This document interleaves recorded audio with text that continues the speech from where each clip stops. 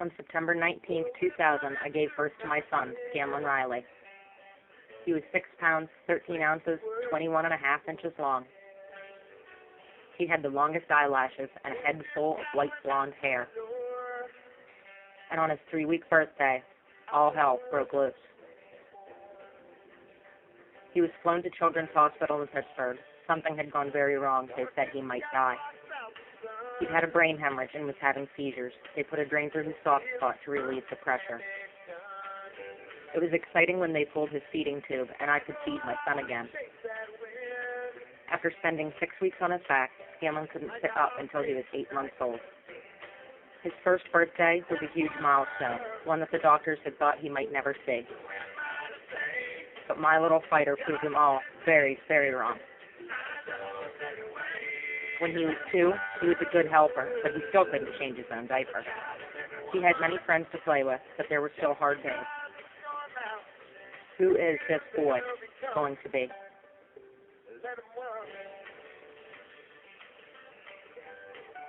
He loved to look out the window and watch the crows in the yard.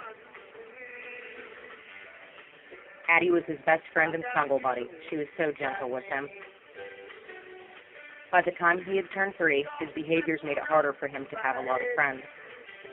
He spent a lot of time alone because it was hard for people to understand why he did the things he did. But our family was always there for him, even for a Christmas hug. He has some issues with self-confidence, but I got him to ride my horse in a show, and he helped to raise a grand champion rooster for Youth and A.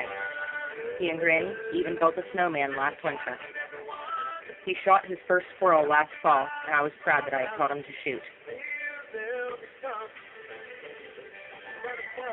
On February 4th, Scanlon and I moved out of my boyfriend's house.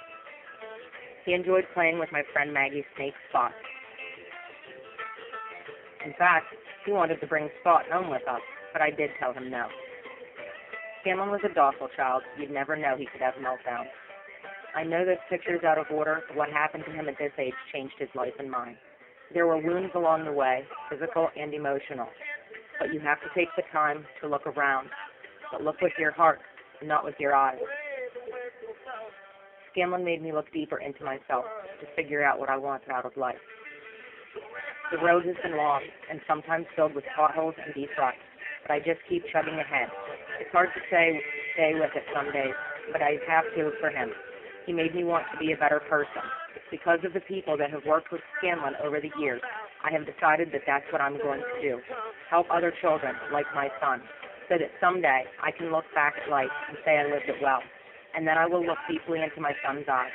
I will smile and give him a hug and tell him thank you for being you and for helping me in becoming who I want to be.